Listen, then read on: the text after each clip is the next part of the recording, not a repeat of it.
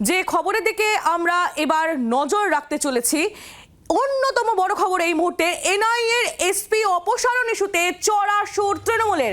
সাক্ষাতের পর গতকাল রাজ্যপালকে চিঠি দেন অভিষেক। সেই চিঠি দেওয়ার পর ফের রাজ্যপালের সঙ্গে বৈঠকের সম্ভাবনা। আজ সন্ধেবেলায় রাজ্যপালের সঙ্গে বৈঠকের সম্ভাবনা উঠে আসছে বলে খবর পাওয়া যাচ্ছে। এই মুহূর্তে অন্যতম বড় খবরের দিকে আমরা নজর রেখেছি।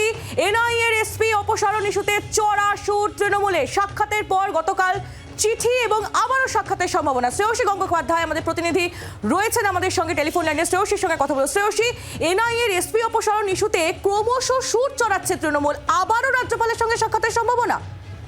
একেবারেই দেখো, আজ বিকেলবেলা ফের রাজ্যপালের সঙ্গে অভিষেক বন্দ্যোপাধ্যায় বৈঠক হতে পারে এমনটাই কিন্তু জানা যাচ্ছে। এবং সেক্ষেত্রে আজকে গতকালই আমরা দেখেছিলাম যে অভিষেক বন্দ্যোপাধ্যায়ের তরফে একটি চিঠি পৌঁছেছিল রাজভবনে এবং কার্যত সেই চিঠির পরিপ্রেক্ষিতেই কিন্তু এই সাক্ষাৎ হতে পারে এমনটাই কিন্তু জানা যাচ্ছে।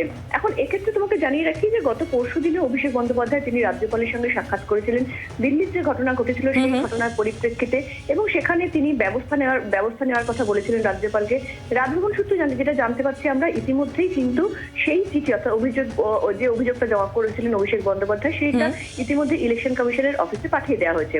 গতকাল যে চিঠি পাঠিয়েছিলেন তিনি, তার পরিপ্রেক্ষিতে কিন্তু আজ বিকেলে ফের সাক্ষাৎ হওয়ার সম্ভাবনা রয়েছে।